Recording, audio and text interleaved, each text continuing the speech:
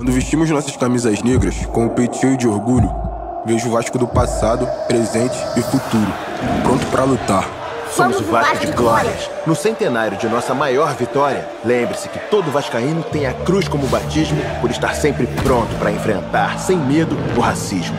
Quando cantamos na arquibancada como nós, somos nós que preconceito nenhum desata. Somos o Vasco e estaremos prontos para qualquer batalha. Somos o Vasco de lutas e continuaremos lutando por nossos antepassados e pelos que ainda estão por vir. Lutamos pelo sonho que os camisas negras sonharam, por Pantera, Alcir, Barbosa e Santana, com o peito cheio de esperança de um amanhã melhor. Lutaremos sempre, porque o seu preconceito é o meu maior orgulho. Somos o Vasco de vitórias e venceremos novamente. Nenhuma ideia embriagada de ódio, cuspida de mentes apertadas vai nos parar. Se você acha que um dia será obstáculo, a única barreira que eu conheço é a do Vasco. E lá eu construí o meu altar. Escute o nosso estampido de alegria, nossa festa na maior energia, porque eu sei que a sua maior derrota é ver o time do povo feliz. Nós somos a história e continuaremos por mais um século lutando por respeito, igualdade e inclusão. Lado a lado, como irmãos, contra tudo e contra todos. Nós somos a resistência. Quando vestimos nossas camisas negras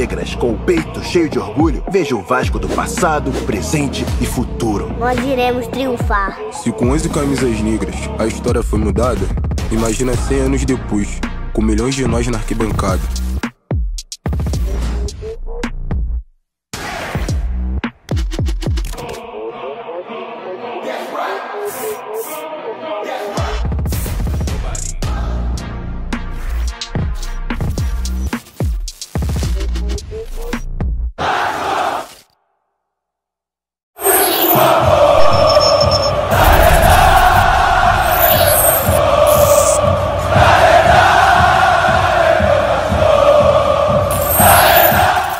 Seja bem-vindo ao canal Futebolaço, eu sou o Dieguinho. Bom, galera, tá entrando no ar a nossa primeira edição deste sabadão, dia de Vasco e Fluminense, dia também do lançamento da camisa negra do Vasco, né? Terceiro uniforme da temporada, camisa alusiva aos 100 anos dos Camisas Negras. Parabéns ao Vasco pelo vídeo lindo, vídeo incrível e data perfeita pra gente lançar essa camisa.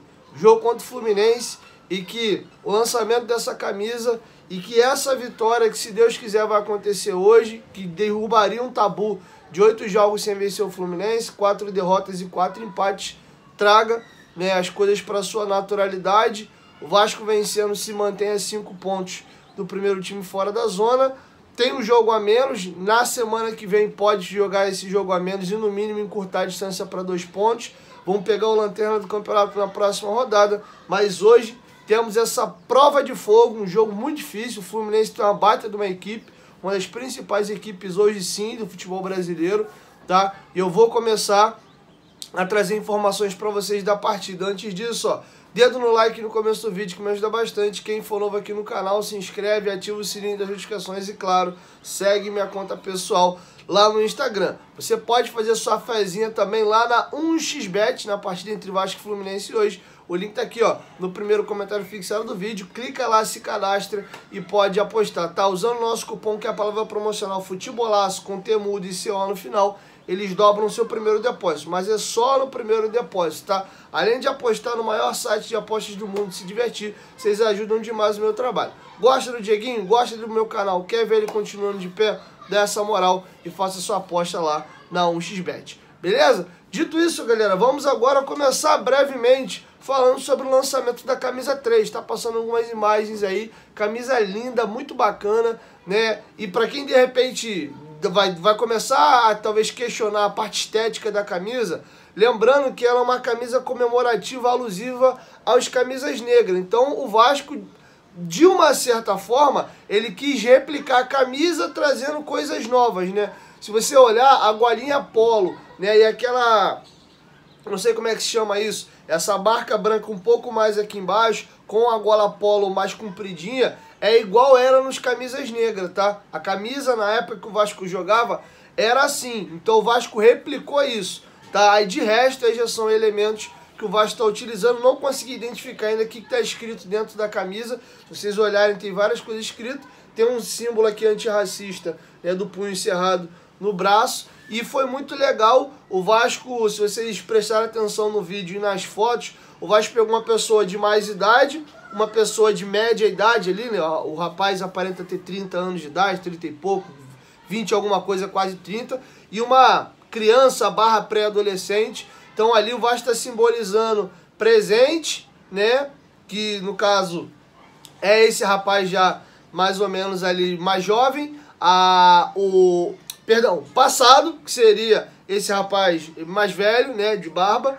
O garoto, o rapaz mais jovem, seria ali o presente, e a criança, a menina, seria o futuro, né? E durante o próprio vídeo o Vasco fala sobre aquela luta lá atrás, né? O Vasco continua lutando ela hoje no presente e continuará firme nela até o futuro.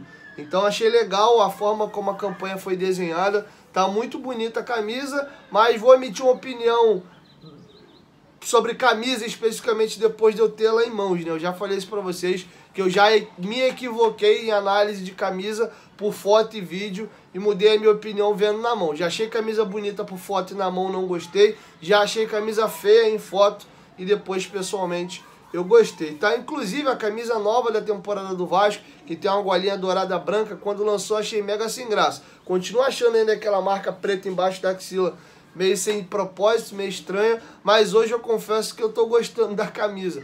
Em compensação, a preta, que normalmente sempre é a camisa que eu mais gosto, e o que eu mais tenho camisa do Vasco é camisa preta, eu já não gostei muito não, tá? Então às vezes até a minha opinião vai mudando um pouquinho com o passar do tempo, tá? Dito isso, vamos agora falar do jogo. Só para dar uma pincelada, ontem o Palmeiras venceu o Goiás, excelente resultado pro Vasco, aos 50 minutos do segundo tempo, que loucura, né? Eu tava agoniado já tinha tirado até do jogo. Eu falei, não é possível, mano.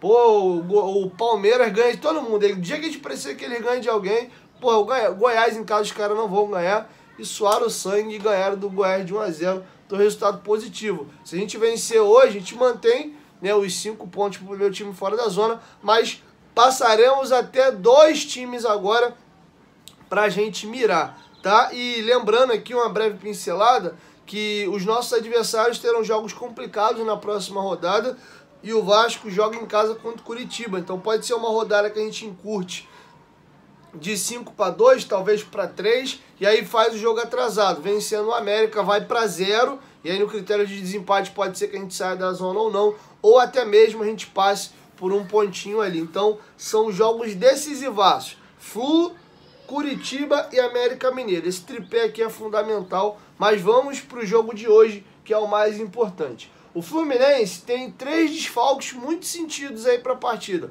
Paulo Henrique Ganso tá fora, sentindo um desconforto ali no joelho. O Samuel Xavier, lateral direito, está suspenso, e o Fernando Diniz também está suspenso. Quem vai comandar a equipe hoje na beira do gramado é o Marcão, tá?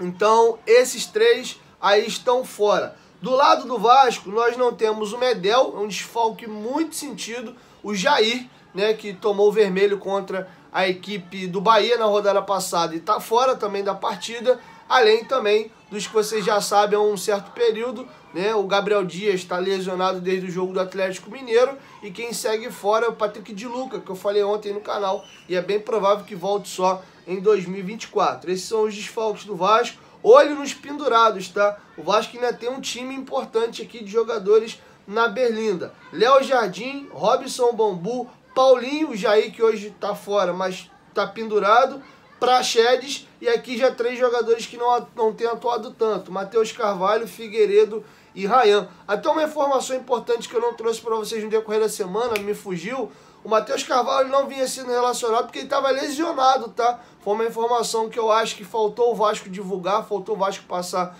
pra gente replicar para vocês. A gente estava achando que ele não estava sendo relacionado por opção do Ramon, e não, ele tinha uma lesão e por isso ele não estava sendo relacionado para as partidas, tá? Então a informação é essa, Matheus Carvalho vinha de lesão. Agora vamos ao provável time do Vasco segundo o GE. Torço eu para que não seja esse time aqui, tá? Confesso que eu não gostei do provável time do GE, mas vou trazer para vocês aqui. Segundo o GE, O Vasco deve ir a campo com o Léo Jardim, Puma Rodrigues na lateral ao invés do Robson. Eu acharia um equívoco.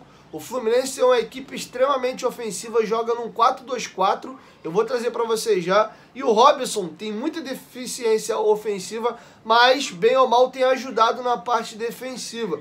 O Puma Rodrigues, infelizmente, não tem sido um jogador confiável. Quem sabe, talvez, assim como se ele for o titular, assim como o Ramon recuperou alguns jogadores como o Zé Gabriel e o próprio Robson, jogadores que estavam escanteados ali, e achou um lugar melhor para o Medel atuar, tomara que talvez ele consiga recuperar o Puma, que já se mostrou um bom jogador, foi eleito o melhor lateral direito do Campeonato Carioca, jogador de Copa do Mundo e seleção, mas vem muito mal, tá? Mas por mim, esse jogo eu iria com o Robson na lateral direita ao invés do Puma. A zaga não tem muito o que fazer, o Medel tá fora, o Maicon vem atuando muito bem, vai Maicon, Léo e Lucas Piton. Inclusive, segundo apurou o jornalista internacional, muito famoso, o Ecrem Conu, scouts aí de equipes inglesas e equipes italianas estarão hoje no Newton Santos acompanhando a partida para observar de perto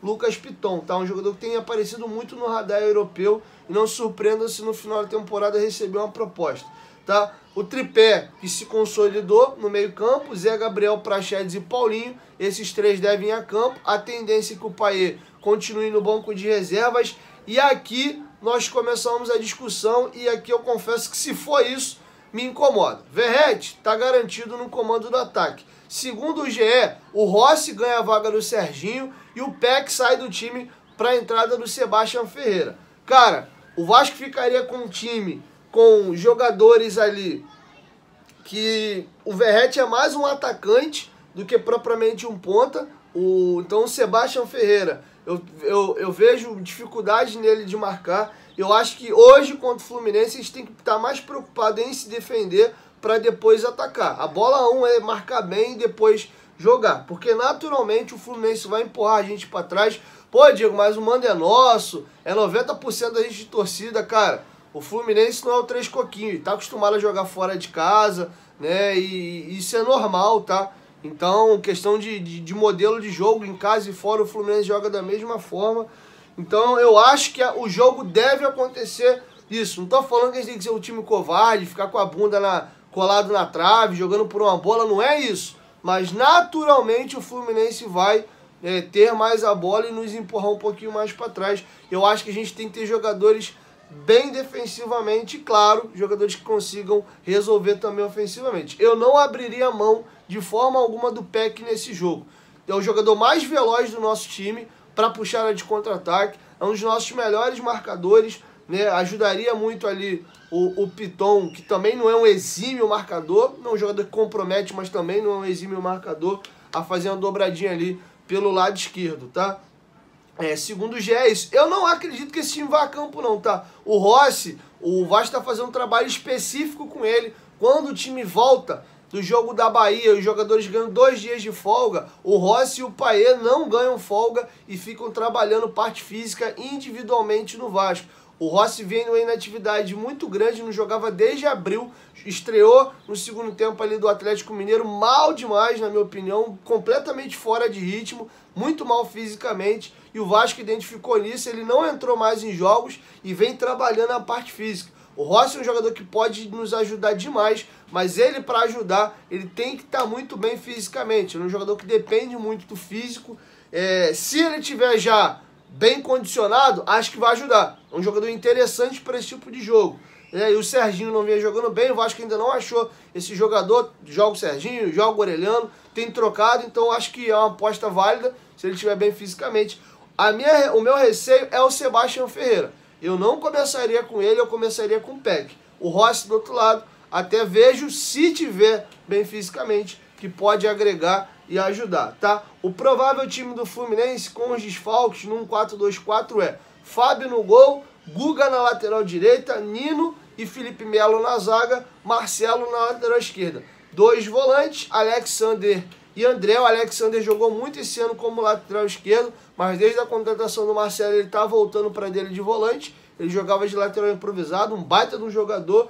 E aí um 4-2-4, 2 pontas com 2 atacantes. Kenny Arias espetado e John Kennedy germancando, tá? Então esse é o provável time do Fluminense com o Marcão, tá? Comandando a equipe no banco de reservas. Arbitragem, Rafael Claus, assistente 1, Danilo Ricardo Simons, assistente 2, Neuza Inês Bach, quarto árbitro, Felipe da Silva Gonçalves, e o árbitro do VAR é a Daiane Muniz, tá? É um trio FIFA, ou melhor, é um trio FIFA, né? Que vai comandar a equipe, quarteto, né? Se você considerar a Daiane Muniz que tá no VAR, beleza? Então é isso, galera. Assim eu encerro a nossa primeira edição. Logo mais depois da partida, espero eu que com a vitória do Vasco eu volte aí pra gente trocar uma ideia, beleza? 1, 2, 3, futebolaço, tamo junto, família. E camisas negras que guardo na memória. Lutas, vitórias e glórias, essa é a minha história. Eu vou torcer. Aqui ergui meu templo para vencer.